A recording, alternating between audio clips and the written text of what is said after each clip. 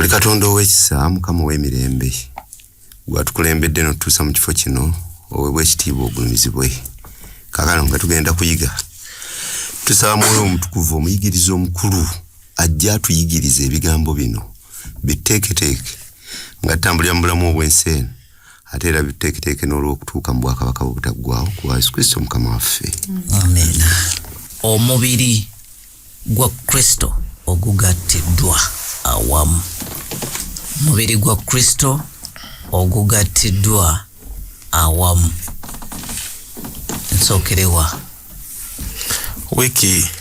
wiki yayita twayiga ku kyama ky'enjiri nti amagezi n'amaanyi ga Katonda galagibwa bw'akwata Abayudaaya n'akwata Abanamawanga n'abagatta wamu ne bafuuka ekkanisa ne babeera bumu. Naye obumu obwo Mukama Katonda alina ebirungo byatuwa ffe bye tutasobola kwetuusaako bwe tuba nga tuli mu nkolagana eno gye twayita vertical obusimbalaala. Alina ebirungo byatuwa okukuuma obumu obwo era bye tugenda okusooka okuyigako mu Befeso essula 4 olunyiriri olusooka paka ku lwokusatu. Nga mukadde Kiwanuka asoma nja kubasaba tunokoleyo ebirungo ebyo Mukama byatuwa. Era bwe tunaamala obinokolayo tuddemu ekibuuzo ekigamba lwaki ebirungo bino abituwa. Kyenva mbegayirira nze omusibe mu Mukama waffe okutambulanga nga bwe kisaanira okuyitibwa ku mwayitibwa n'obukakkamu bwonna n'obuwombeefu n'okugumiikiriza nga muzibiikirizigananga mu kwagalana nga munyiikiranga okwekuuma obumu obw'omwoyo mu kusibibwa n'emirembe. Omubiri guli gumu n'omwoyo omu era nga nammwe bwe mwayitibwa mu kusuubira okumu okw'okuyitibwa kwammwe. Yanza mukadde Kiwanuka birungo ki bye tulabyawo qualities oba ebirungo Mukama byatuwa. Mukyala Kabiito mulimu obuwulize obuwombeefu Mwami Kuteesa mulimu obugumiikiriza. Musumba Kakembo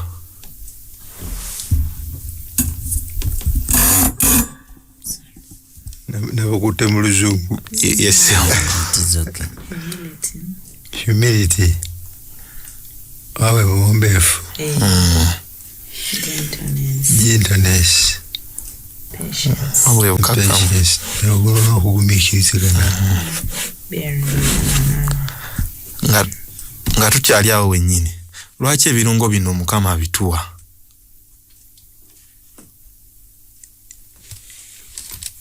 Ebirungo bino obutafaananako n'obutungulu. Obutungulu kirungo naye bwe bakutuma ekirungo kya katungulu okaleeta n'ekinzaali okireeta.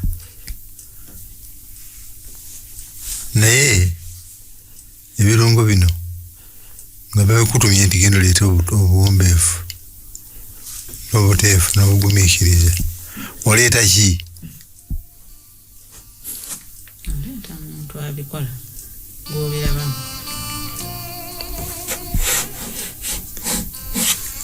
Omuntu abikola oli mutuufu lwa nsonga obuwombeefu obukakamu obugumiikiriza tubulabiramu enkwata gye tukwatamu bannaffe.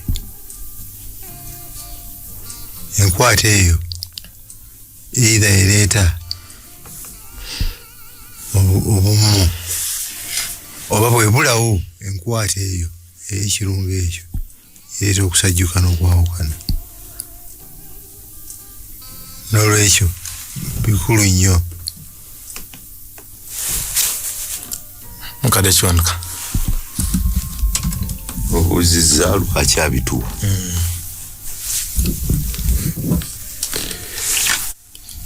Zino mpisa ze Katonda waffe bw'ati bw'ali era naffe kyatusuubira tukole ki? Tubeere. obugumiikiriza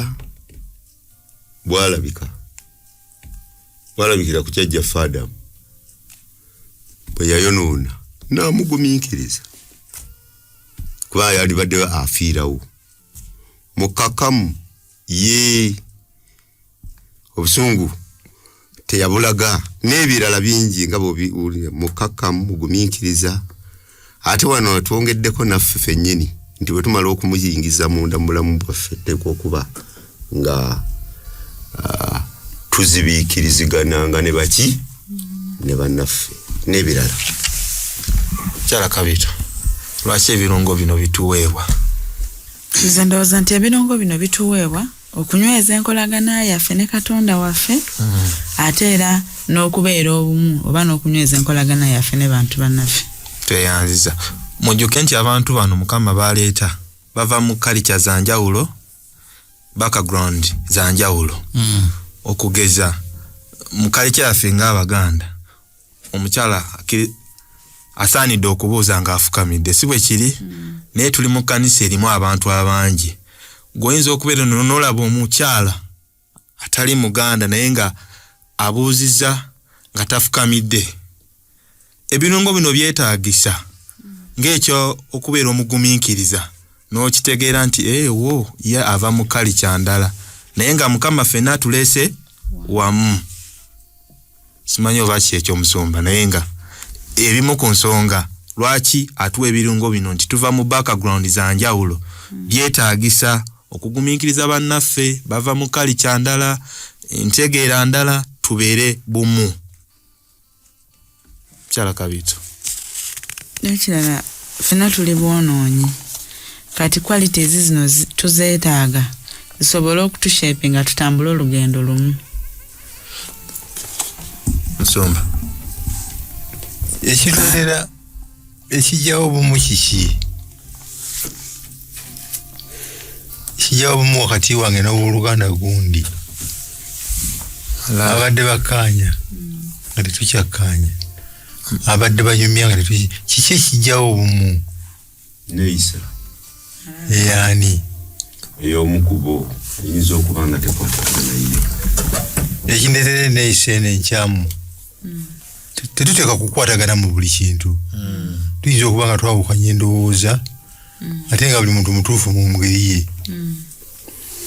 naye ekireeta obuzibu nga bwe mugambye nyaba ogambye tuli boonoonya amalala okwegulumiza okwetumbula okwerowooza nti nze wanjawulo nnyo okusinga awo obuwombeefu obulabikira. Muganda wange mubuuziza ekintu naddamu n'ekabyo obuwombeefu bujjira ne ŋŋamba nti kale ate nze kanneme kuddamu nakabyo n'obugumiikiriza bwe butyo n'obukakamu bwe butyo. Era mu Lwokusatu bwe yabadde amanyi yagambye nga munyiikiranga okwekuuma obumu obw'omwoyo mu kusibibwa n'emirembe. Obumu buva mu mwoyo tebuva mu ffe. Buva mu ki? Munda mu mwoyo. Kagamba n'otegeera nti newankubadde nga kino wayinza okubaawo ekizze nga kinnyiiza naye takikoze ku bubwe waliwo omulaba akireese awo yagambye nga muzibiikirizigananga mu bukkakkamu bwonna. Musomba Olwokusatu lugambye nga munyiikiranga mu Luzungu kye yagambye make every effort. Qualities zino nina kubeerawo ne ŋŋamba nti wiiki eno ngenda kukola ku bukkakkamu n'embeera mu kkakkamu wiiki ejja ngenda kukola ku buwombeefu. Qualities zino ebirungo bino mbidevelopinga ntya mbikuza ntya bwe bakutuma okuleeta obuwombeefu tobunoonya mu ggwe bwe bakutuma okuleeta obugumiikiriza don't go inside you obunoonyi wiiki eno nina mu kiro mmeka tobunoonya mu ggwe. Obuwombeefu bulabikira mu nkwata gye tukwata mu bannaffe botomanyi bwe munaasisinkana toteekateeka nti n'olwekyo bw'agamba nti tunyiikire amaanyi gaffe obusobozi bwaffe tebuli mu ffe nyiikira ng'embeera etabuse kunoonya Katonda mu ssaawa eyo akuwa ekituufu eky'okuddamu akuwa enkwata nga ye gy'akwatamu ebintu obunyiikivu bwaffe we buli naye eri abalowooza nti obuwombeefu osobola okutandika okubuteekateeka nga bukyali nobeeraawo ng'obutegese ne bulabikira ku ngulu kuno otambula weegendereza no bulabikira mu nkolagana yaffe n'abantu abatali predictable mu bufunze ekirabo kibeere Katonda naye nga tussaamu amaanyi lwaki embeera bwegwawo nga yeetaagisa okugiddamu buwombeefu awo amaanyi gange we gajjira genteekamu okusooka nensiriikire nensaba Katonda nenzibiikiriza kiri ekyobuzaaliranwa ekibadde kisituse ekyagala okujja musoma kyendabawawo tulinga abagamba nti tunyiikirenga okusigaza enkolagana n'eggulu ne Katonda waffe twagala tulabe omwoyo mutukuvu ono azanya paati ki ku kukula kw'ebirungo bino kyakusaba tugendemu mu Yokaana essula 16 olunyiriro 13 ne Balumi essula 5 olunyiriro 5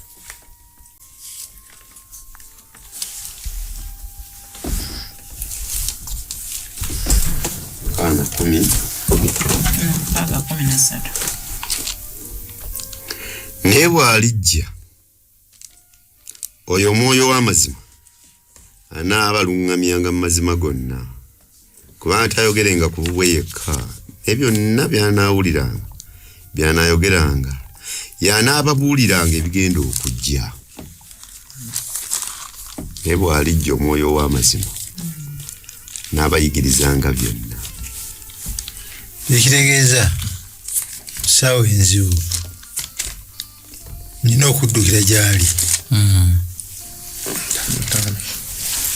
tajja kukulekanga omukaabidde n'omugandi ssebo ono wuuna ntakudde nziremu ntya mukwate ntya waliwo akaŋŋamba nange nziremu ng'obuzaaliranwa bwe bulagira naye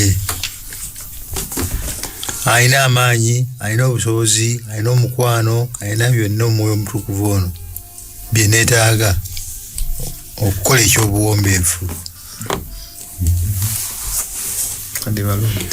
Balumi 5:5 agamba nate okusuubira tekunkwasa nsonyi kubanga okwagala kwa Katonda kufukiddwa ddala mu mutima gyaffe ku bw'omwoyo omutukuvu gwe twaweebwa. Tweyanziza mukadde gye twatandikidde olunyiriro olusooka yagambye kyenvudde mbeegayirira tulabye nti Mukama Katonda ajje n'Abayudaaya n'Abanamawanga n'abagatta wamu mbadde ndowooza nti obumu buno bwekola automatic kubanga abayise ye Mukama Katonda gwe tumanyi ow'amaanyi ow'obuyinza ate lwaki Pawulo abeegayirira okubeera obumu bwe tujja eri Yesu obumu tekiri automatic tekyekola kyokka Shala mukadde Kabiito abeegayirira kubanga nze bwe nsalawo okulonda Kristo waliwo gwe kitasanyusa era afuba okukola kyonna okulaba nga kyenzikiriza kyentaddeko ebirowoozo byange akinsuuza nga bwe tugambye nti kugumiikiriza nga bwe ngumiikiriza ntambulire mu kkubo eryo Kristo lyayagala ntambuliremu omulabe naye asigala ali ku lutalo lwakulaba ngangwa kati kyava abeegayira nti wadde mulina external forces zino jjukira tuli wamu ab'amawanga n'Abayudaaya ffenna buli omu yajja ne challenges ze kati tuyinza okulemerera okugumiikiriziganya olw'okuba gundi akoze bw'ati gwe n'ova mu lugendo ndowooza yemu ku nsonga lwaki abeegayirira basigale bomu. Nsumba Kakembo lwaki abeegayirira? Njala Kabiito njala kuzimbira ku kyaleese. Yatugamba nti bwe mwali eri mwatambuliranga mu bibi byammwe. Bwe tubeera eri ebweru nga tannatuleeta wano waliwo ebiri automatic. Bw'onvuma waliwo ekiri automatic. Bw'onziba waliwo ekiri automatic. Bw'atuleeta eno ebiri automatic ebyo tujja nabyo. Bulungi nnyo. Ebiva mu buzaaliranwa bwaffe. Tuba tuzze n'obyaffe. Tujja nabyo. Abayudaaya nabo bajja n'ebyabwe ebya automatic. Ate eno gye tuzze kubeera bumu. Obumu buno bwetaaga obuwombeefu n'obuwombeefu buli automatic. Nedda. N'okugumiikirizagana kuli automatic. Byetaagamu okufuba. Okufuba wakati w'olutalo oluziyiza kino ekiri automatic ekijja okujja obuzi ng'oŋŋambyeko newankubadde ndi mukristaayo muno newankubadde okoze ki bw'oŋŋambako kiri automatic kisituka. Okufuba kwange kuli kunoonya maanyi aganyamba okuteekawo kino ekiri abnormal. Tibankubye ku luno nti kanteekawo na luno. Ekyo kyekiri abnormal. Tekiri automatic. Kyetaaga okufuba okwenyuza Mukama. Tulinawo obukakafu obukakasa nti bwe tujja eno ewa Yesu yadde tuzze waliwo bye tujja nabyo ebyo ebiri automatic.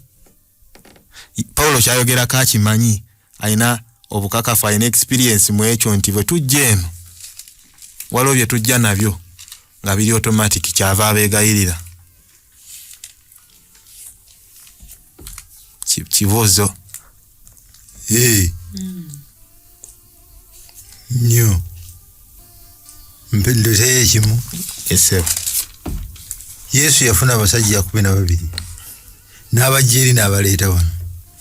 Balya naye, basula naye, batambula naye, bamuwuliriza, abawadde amaanyi ag'omwoyo, bagenze bawonyeza endwadde, bazuukiza abafu, bakoze ebyamagero ebitayogerekeka.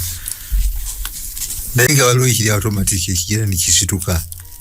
Ani anaaba omukulu muffe? Newankubadde bali kumpi naye wano. Neweeri mu ssaawa enzibu nabagamba ngenda kukomererwa ku lunaku olwokusatu bo olwadda ku bbali naye ani anaaba mukulu.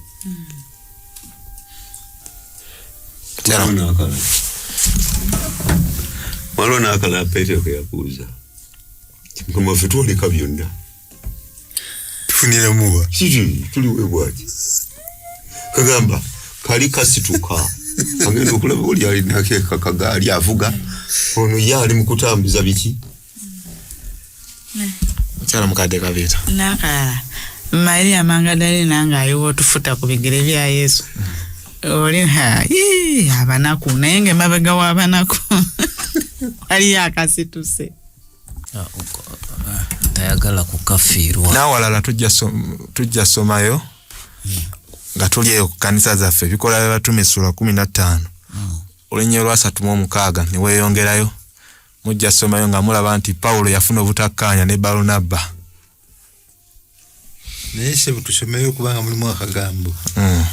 Ko tosuubira Pawulo yeyandikoze akagambo akanyonyola obukaawu obwaliwo. Waliwo.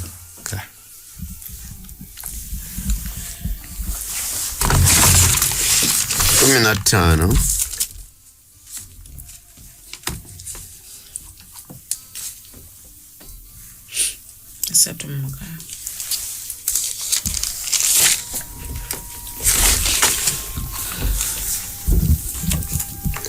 ennaku bwe zaayitawo Pawulo n'agamba Balunabba nti kale tuddeyo tutambule tulambula abooluganda mu buli kibuga gye twabuulira ekigambo kya Mukama waffe tulabe nga bwe bali. Balunabbeera n'ayagala okutwala Yokaana erinnya lye eryokubiri Makko. Ne Pawulo teyasiima kumutwala. Yabaleka mu Panfuliya n'atagenda nabo ku mulimu.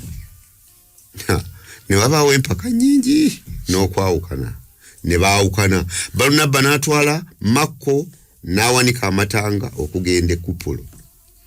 Ne Pawulo n'alonda Siira n'avaayo. Abooluganda bwe baamusigira ekisa kya Mukama waffe. N'ayita mu Busuuli ne Kirukiya ng'agumye ekkanisa. So kenyagadde okujjayo.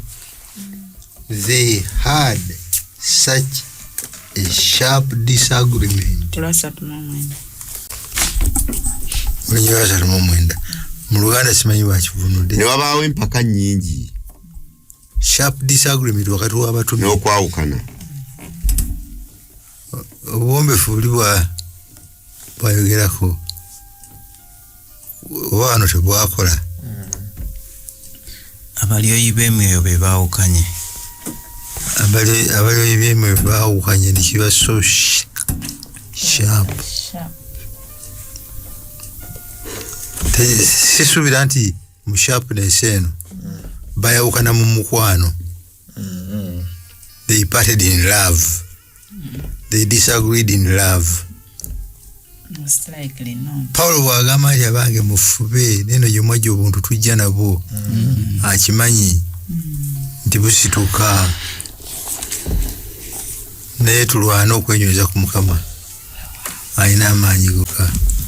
Tweyanziza. Twakomye ku olunyiriri olwokusatu. Twagala tweyongereyo olunyiriri olwokuna paka ku lw'omusanvu. Omubiri guli gumu n'omwoyo omu. Era nga nammwe bwe mwayitibwa mu kusuubira okumu okw'okuyitibwa kwammwe. Mukama waffe omu, okukkiriza kumu, okubatiza kumu, Katonda omu, Kitaawe wa bonna, afuga byonna, ayita mu byonna, era ali mu byonna. Ne buli muntu mu ffe yaweebwa ekisa ng'ekigere ekyo ekirabo kya Kristo bwe kiri. Kadde ndi wuwo batwadde ensonga musanvu ez'ebimu. Ensonga zino ez'ebimu zigumiza zitya obumu. Pawulo bw'abadde ayogerako wali mu nnyiriri essatu ezisoose. Eri gye yasoose yagambye nti nga bwe kibasaanira okuyitibwa kwe mwakola ki? Kwe mwayitibwa. Etegeeza nti buli omu yayitibwa okuva mu mbeera ze yalimu. Ne bwe tuyitibwa tugattibwa mu Mukama waffe ki? Omu. N'omwoyo atukozesa byonna ali ki? Omu. Kyova olaba nga tewateekwa kubaawo kwawukana. Okubatiza kumu, Mukama waffe omu, akola mu byo byonna. Kakati sebo obuuziza ekibuuzo n'ogamba otya? Kigumiza kitya? Kigumiza ensonga nti bwe tubeera obumu tuteekwa okuba abawombeefu, tuteekwa okuba abakakkamu, tuteekwa okuba abagumiikiriziganyiza, buli omu ng'agumiikiriza mu ki? Munne. Kubanga engeri gye twava yonna gye twava buli omu yajja n'ebiki n'ebibye n'empisa ze oba ne kalicha ze nga bw'oyinza okkirowooza. Naye buli omu ogenda obugumiikiriza munno nga naye si mu maanyi go, mu maanyi ag'omwoyo muki? Omutukuvu. Era kye twavudde tugamba nti n'okugumiikiriza obugumiikiriza nakyo kifuuka kirabo Katonda kyatuwa. Musomba, ensonga eyo bw'obanga gwe Nayamani oze mu Isirayiri bakugambye nti genda onyikibwe mu mugga emirundi 7 n'obuuza nti ewaffe teri migga gisinga gino, kitegeeza bwe tujja eno mu kkanisa tuba bumu. Tosobola vere eno gamba nze tebasobola kumbatiza n'abo oba tebasobola kungatta n'abo. Bwe tudde eno tewali ali superior ku munne, ffenna tuli ekintu kimu. songa nandyagadde bwenveeri ebweru ne bandeeta eno nga ndiko bwendi eri gyembadde nga bwe tujja ku mikolo balina bye bantuuza bwe tutuuka okulya batwawulako ne batutwala mu kafuwa kaffe tetusimbira mmere n'emmere gye batuleetera eno ebaako yanjawulo abalala bemba mwalidde ebijanjaalo kuno nafu wabaawo ebifi bw'ojja n'endowooza eyo evudde eri n'ojja eno ewa Yesu talina baana na byana ojja kutuuka eno nga mwenna bwe mulokoka mu ngeri etya tebalina privileges singa za mulala bwe mwonoona mwenna musonyiyibwa kiki kyenkanyi naye kali kasigala kangamba naye nze eraba ndi kubanga n'okukkiriza okwange kwamaanyiko n'okutegeera engeri gye ntegeeramu ebintu ndalako era ndowooza nono atukozesa mukama waffe andabamu omugaso omuneneko okusinga gwalaba mu wakayima ono mukyala Kabiito wano nalabidde ddala nga omutwe gwa lesson the Unified Board of Krist guvaayo kuba bwe tugeza ku mubiri buli kitundu kirina omugaso bwe njagala okulya emmere kati obwongo bujjaku nga nti emmere oyinza gijja wano ebigere binkulemberemu ngende engalo zikwate emmere ziteeke mu kamwa amannyo gagaaye kwegamba everybody has a unique role okulaba nga tutwala omulimu gwa mukama waffe mu maaso wetuvudde tulabye nti mukama Katonda atuwa ebirungo naye takoma kutuwa birungo byokka atuwa n'ebirabo tukomye ku olunyiriro lw'omusanvu njagala tweyongereyo paka ku nnyiriro 11 nga bwe tusoma njagala tulabe ku birabo ebimu Pawulo byalaga mukama byatuwa okusobozesa okukuuma obumu buno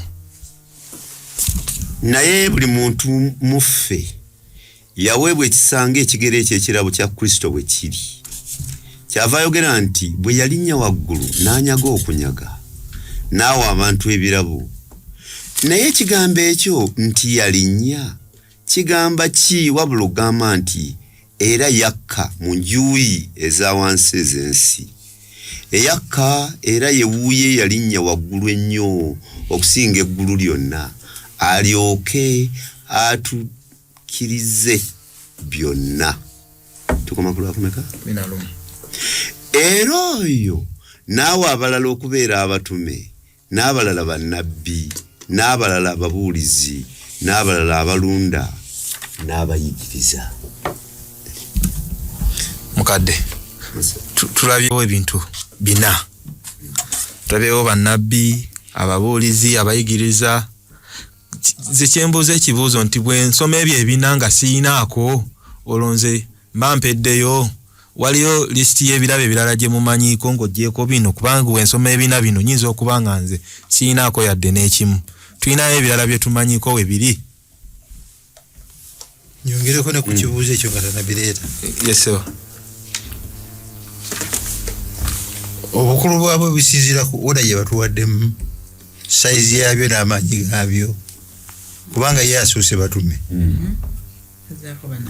bw'agamba abatume abalala tatuggyemu ne kuddako bannabbi abo baddirira abatume bw'ova okunojja ne ba evangelists ababuulizi tujja tukka wansi bw'ova eno wansi gy'osanga ffe abasumba abasomesa ba lesoni ffe tusemberayo ddala ebirabo bino engabe ebyo bigabye yeraga amadaala n'obuzito bwabyo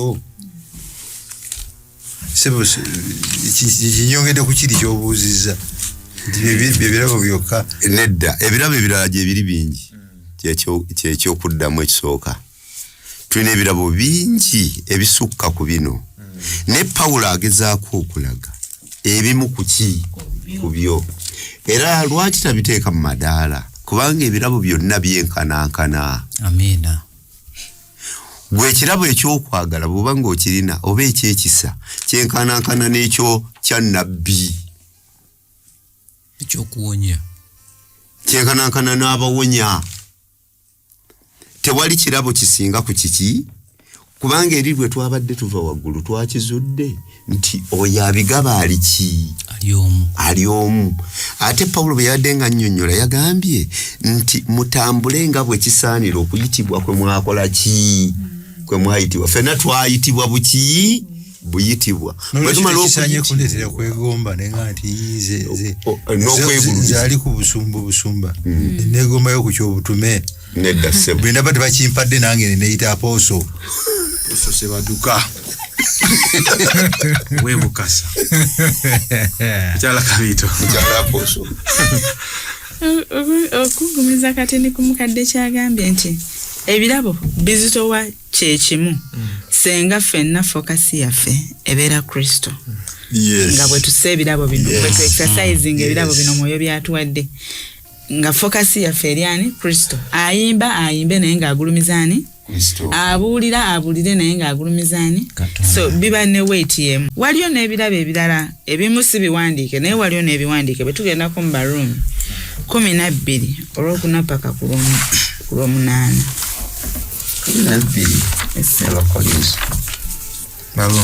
Barumi 12 olwokuna yagambye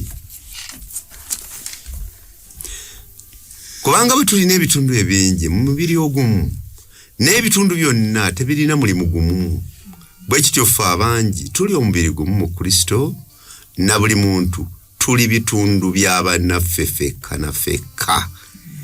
Era bwe tulina ebirabo ebitenkanankana ng'ekisa kye twaweebwa bwe kiri oba bunabbi tubuulirenga mu kigero eky'okukkiriza kwaffe oba kuweereza tunyiikirenga mu kuweereza kwaffe oba ayigiriza anyiikirenga mu kuyigiriza kwe oba abuulira mu kubuulira kwe agabagabe nga watali bukuusa afugenga n'okunyiikira asaasirenga n'essanyu okwagala kubeerenga kwa mazima mukyawenga obubi mwegattenga n'obulungi. Amina. Tweyanziza twegamaze baba kya bunnabbi nime kugamba nti nime kutunuulira ayimba ng'ataliiwo amala ddi ffe tuteekewo ebyamaanyi n'owekisa omulabe bubi bivaawo ddi kino ekyaffe kyekikulu. yesebo awo nno nze wali omuwandiisi we yayongedde okutukkaatiriza kino kyokka kyekisobola okutuyamba okuwa bannaffe ebitiibwa ebibagwanira ng'ate naffe tetwezizza mabega kubanga tumanyi nti ffenna tuli vertically connected ku Katonda oyo nannyini byonna nze bwemba nze mwani nyaniriza abagenyi ku geeti ate muleke kundaba nti nze ndi muggwanika ali muggwanika nze nfuga ssente bane tugezeeko okubanga tutegedde nti Katonda ffenna yabituwa byenkanankana byonna tubikola kugulumiza ye. Yes. Bakolinso 12 olw'ekumina yagambye naye ebyo byonna omwoyo oyo omu yabikola ng'agabira buli muntu kinnoomu nga ye bw'ayagala nga ye. Tweyanziza tusobola okuba nti n'ebirabo bino bigaba okusinziira ku culture empya ezizze generation teknologiya nga mu Bayibuli ebiseera ebyo tebyawandiikibwa naye nga ssaawa zino n'olaba nti omuntu alina ekirabo ky'okubuulira enjiri ku social media naye nga wali tekyakola kitekya. Kakati twasomye mu Yokaana essula 16:13 ne tulaba nti Yesu abasuubiza omubeezi. Twagala tulabe omubeezi ddi ono lwajja ye wajja omubeezi ono yakola ki ekyaleeta obumu buno bwe tuliko. Bikola by'abatume essula 2 olunnyo olusooka tusomeko ennyiriri ntonotono. Awo olunaku lwa Pentekote bwe lwatuuka bonna baali wamu mu kifo kimu amangu ago okuwuuma ne kuba mu ggulu ng'empewo ewuuma n'amaanyi ne kujjuza ennyumba yonna bwe baali batudde ne kulabika ku bo ennimi ng'ez'omuliro nga zeeyawuddemu buli lulimi ne lutuula ku muntu bonna ne bajjula omwoyo omutukuvu ne batanula okwogera ennimi endala ng'omwoyo bwe yabawa okuzoogera. Waliwo mu Yerusaalemi Abayudaaya nga batudde, abantu abeegendereza abava mu buli ggwanga ly'abantu wansi w'eggulu. Okuwuuma okwo bwe kwabaawo, ekibiina ne kikuŋŋaana ne kisamaalirira, kubanga baawulira buli muntu nga boogera mu lulimi lw'ewaabwe. Ne bawuniikirira bonna, ne beewuunya nga boogera nti laba bano bonna boogera si Bagaliraaya. Era kikiffe buli muntu okuwulira olulimi lw'ewaffe gye twazaalibwa. Abapeezi, n'Abameedi, n'Ababeramiiti, n'abali mu Mesopotamiya, mu Buyudaaya, Kapadokiya, mu Ponto, ne mu Asiya, Furugiya, Pamfuliya, Misiri, ne mu nsi ez'erubowa eziriraanye Kuleene, n'Abaluumi, abagenyi, Abayudaaya n'Abakyufu. Bakuleete n'Abawalabu. Tweyanziza mukadde. Tusooke ndooza ku kino eky'ennimi. Tulina bannaffe abalala abayigiza ku nnimi zino. Naye nga bwe baba bazoogera, ffe engeri gye tusomye wano, si bwe tuziraba kubanga ennimi zino ezoogerwako zaali zitegeerekeka. Naye nga ffe, bo bwe baba boogera, ffe tetubitegeera. Musumba kantandikirewo, omuntu ayigiriza enjigiriza eyo nga tukozesa kye tuva osoma wano mu bikolwa by'Abatume Ssuula 2, tumuddamu tutya ddala ku ky'ennimi zino. Nti twalugenda kwamba ku kyawandiikibwa kino. Ekyawandiikibwa kigambye nti abaawuliriza ne beewuunya kubanga baali bamawanga ganjawulo. Naye buli muntu n'awulira mu lulimi lw'ewaabwe. Bwe tutamanyi, tetumanyi kyamagero we kyali. Aboogera Bagaliraaya babamanyi Bagaliraaya. Tetumanyi baba bayogeranga Lugaliraaya, Omuluumi n'awulira mu Luluumi. Osanga ekyo ekyamagero Mukama we yakikolera.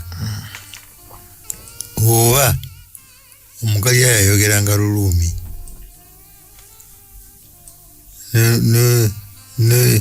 Naye ate mujjukire buli muntu ng'awulira mu ssaawa y'emu. Omwogezi omu budde bwe bumu. Kubanga singa buli muntu yali ayogerera wamu n'abalala, akavuyo akandibadde wali toyinza nakasuubira. Naye nze ndowooza Katonda yayogezanga abasajja bano mu nnimi ze bategeera, bali ne bawulira mu nnimi zaabwe. Mukyala Kabiito. N'olwekyo zino nnimi zennyini ezitegeerekeka sizifaananako nga ze tuwulire nazo. Nti olulimi ekimu ku kigendererwa kyalwo mpuliziganya. Era bw'ojja n'oyagala okuŋŋa nti va mu katebe kano ogende mu kali n'oyogera olulimi lw'essi tategeera, oba tocommunicatinga, tewaba mpuliziganya. Ne Katonda waffe si Katonda wa kavuyo. He is not a God of confusion. Tayinza kutuwa nnimi twogere nga ate be twogera nabo tebakola ki? Tebabiwulira, tebabitegeera. Kubanga bwe tusomye wano bwe kyali ku batume nti bayogera mu nnimi, naye nga abalina okufuna message era ebatuukako ate mu budde bwe bumu. Kati gwe bw'ona oyogera olulimi lwo nga tetulutegedde, ojjaba omaze ebiseera. Tereddwa obuyinza mu ggulu ne ku nsi, kale mugende mufuule amawanga gonna abayigirizwa nga mubabatiza mu linnya lya Kitaffe. Ekigendererwa ky'olulimi lwonna Katonda lwaki aluwaayo? Kuleeta bantu gy'akola ki? Gyali. Etegeeza nti okwogera kwonna kw'oyogera palapalapa n'ebiringa ebyo ebitakola makulu ebyo oba ku bibyo byakulimbalimba. Katonda tasobola kukuwa mu bintu banno b'oyogereramu bye batakola ki? Bye batategeera. Tweyanziza. Oba waliwo abategeera olulimi olwo? Teri. Tweyanziza. Bwe tukomye ku lunyiriro 11, twagala tugende ku 12 ne 13. Tulabe lwaki ebirabo bino bituweebwa. Lwaki Mukama atuwa ebirabo bino. Nga mukadde asoma nja kusaba tuwulirize bulungi tufune ensonga lwaki ebirabo bino bituweebwa.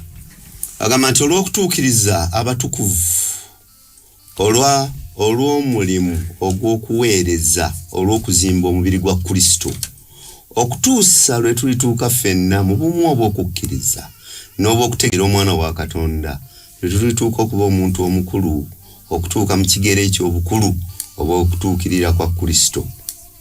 Tulemenga okubeera nate abaana abato nga tuyugana nga tutwalibwanga buli mpewo ey'okuyigiriza mu bukuusa bw'abantu mu nkwe olw'okugobereranga okuteesa okw'obulimba. 15 Mchala Kabitu, lwaki ebirabo bino bituweebwa? Sebo wetusomye batugambye nti bituweebwa kankyogere mu Luzungu to equip the saints oba for spiritual growth tusobole okukula mu mwoyo tweyongera embavu n'amaanyi okutwala obubaka bwa Mukama waffe n'ensonga endala bituweebwa okukuuma obumu buli bwe tuzze tuyigako gye twatandikidde. Kyogambye nti bituyamba okukula bwemba naweebwa ekirabo ky'okubeera nabbi kiyamba nze eyakiweebwa oba kiyamba bali benkolamu omulimu? Mukyala mukadde nkyaliwo nti nze ayiga kubanga nsooka kuyiga n'endyoka njigiriza abalala kitegeeza nange kennyini mba nkula kuba okukula kuno it is a process sikula lumu ne manya nti kati nkuze nze bampe siiru, it is a process so nkula n'ennyamba ne bannange okukula. Nga tukyali awo nja kusaba tugendeko mu Isaaya essula 5 olunyolo 4 nga mukadde waatusomerayo. Nandiyinziza kukolera kinate olusuku lwange olw'emizabbibu kye nalemu okulukola. Bwe nasuubira lubale zabbibu ekyalubaza zabbibu ez'omu nsiko kiki? Mukadde somako ne mwene endala.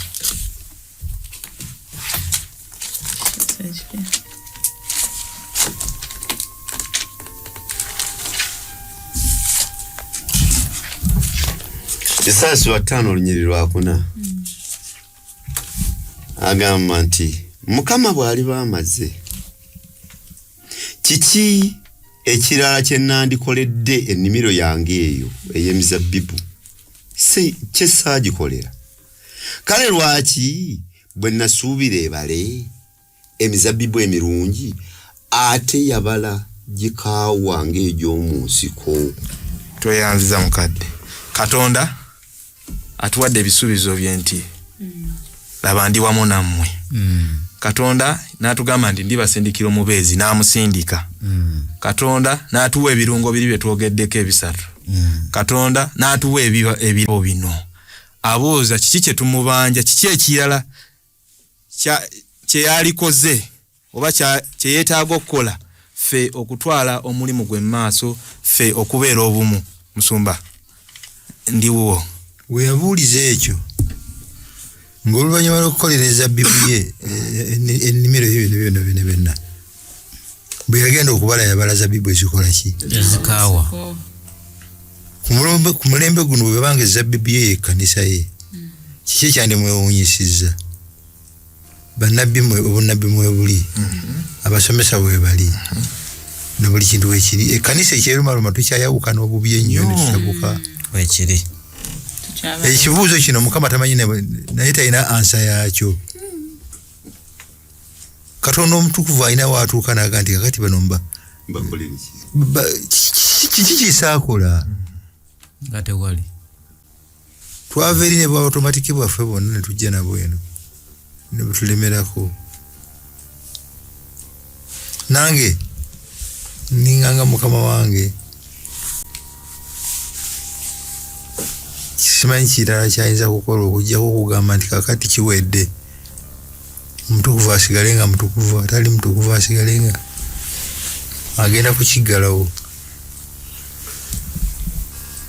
Wano we wali obuzibu nti okutuusa nga tutegedde nti tuli mu kubatiza kuki kumu,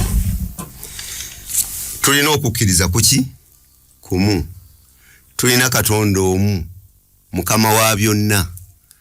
Bwe tulema okutegeera ekyo tuyinza okubanga ne mu kkanisa tubeerera mu buki bwerere kubanga bw'abanga mukama waffe omu okukkiriza kumu ne twerumaaluma kiba kitegeeza teri ggulu gwe lyogenda kugendamu ng'olina ekkonda kuki ku munno naye tegeeza Yesu buli kkonda lyonna erikulimu yes waliwo oteekwa okwejjamu buli ngeri zonna ez'ekkonda ku munno muganda wo abali eyo abatuwuliriza kino tukitegeere nti abooluganda tuleekwa kubeera nga tuli kiki kimu kubanga mwoyo omu yatukozesa gwe lwaki obeera omubuulizi n'olowooza nti oli w'amaanyi nnyo oba n'olowooza nti kati nze ndi mwamuyisaani bishop oli mwamuyisaani weyisaani sebo aposo gwe n'olowooza nti oli aposo nnyo kati nze kinteekwa okukola kyekyo tuteekwa kubeera mu bukkakkamu kubanga atukozesa ali ki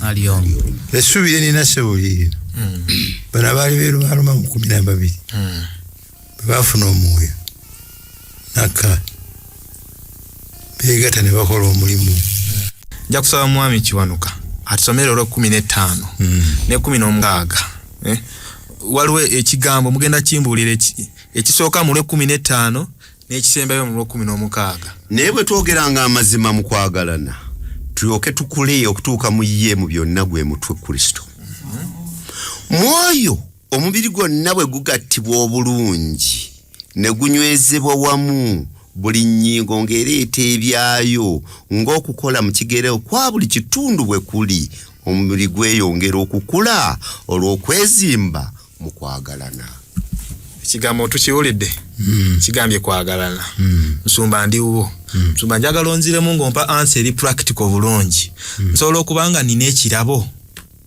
ndi muwanika ng'ekirabo kino nkikozesa bulungi nsavinga abantu bulungi nkikozesa mu ngeri eri professional naye nga bwe bakebera bali be baleeta auditor nga bambala ebitabo kiri bulungi naye nga sikozesa mu mukwano kisoboka kisoboka okukola obulungi nekozesa ekirabo kino oba kyabusomesa oba kyakubuulira oba kyabuwanika nga bw'obwogambye naye nga ngikola makanikale naye nga temuli kwagala njagala sebo tuddiremu olunyiri olwo lw'15 gye lwatandikidde naye bwe twogeranga amazima mu kwagalana tuyoke tukule okutuuka mu ye speak the truth in love njala n'okwongerako kategori endala eri abalina ekirabo ekyobwannamwatulira mugambe gundi ate abirabako oyo oyo namwatulira naye bw'oba namwatulira oyogera mazima ono gwogenza okwatulira byogenza okumwogerako bw'oba abikozeko research gw'omugamba ge maki naye kikola mu kwagala ogenderera ki omuwaniko ono gw'oyogeddeko nzize mukazi wange ali mu ddwaliro ali lubuto ne sente ezindeese newoze newole nzize omuwanika ndi musumba katugambe nentuuka awo nendajana najayo rekodi neyogera mazima sente naziyedda nenzimalayo nangamba amazima nangamba nti amazima ge gali gamu gokka wano tokyalina yode nusu neze omwezi ogujja wazirya dda nawunzika nagamba nti tewali kyakukola bamaliriza ekyo nagamba nti waliwo omulala yagala saavisi zange awo next nebakuta engeri gyakireeseemu ayinza okunkwata obulungi nga tampadde sente naye nga akikoze mu kwagala omulimu gwagukoze bulungi agukoze n'amazima n'obwesigwa era talina soosi ndala naye takozesezza mukwano enyiriri zino ebbiri olw'15 n'olw'16 birimu ebintu byanjawulo amazima n'omuki n'okwagala tuyinza okukozesa amazima byonna amazima n'okwagala tubyetaaga era weetaaga okubikozesa mu mukwano ate ne mu maki ne mu mazima. N'olwekyo kyabagamba mu Bakolinsi ekyolubeerera 13 n'agamba nti mu byonna kwagala kwe kusinga, n'olwekyo oyagala Mukama Katonda wo n'omutima gwo n'emiriraano nga bw'oyagala wali. Mukama Katonda tukwebaza kubanga wakola enteekateeka etuyamba okulwanyisa obuzaaliranwa bwaffe nga tuli munda mu kkanisa. Tuwa amaanyi, tuwa obumalirivu okuddanga gy'oli nga kyetaagisa, otuwanguze obuzaaliranwa bw'ekibi obulabikira mu butali bumu mu kkanisa. Kkanisa yeekule kubanga tubeera obumu omulimu gugenda mu maaso. Tusanyuka, tukula, tuba n'emirembe. Otuwe emirembe gy'olwaleero mu linnya lya Kristo Yesu Mukama waffe. Amiina.